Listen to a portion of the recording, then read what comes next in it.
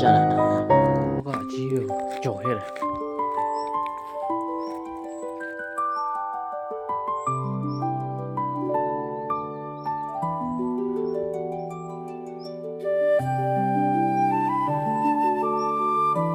ူးတယ်ကွာကဲညာရမယ်နော်ခွန်တန်းလမ်းပြောလာမှာညီသားလမ်းလိုက်ပုံနေရတာအိန္ဒိယဖက်သွားတဲ့လမ်းပဲအဲ့ဒါမဏိပေါ်ဖက်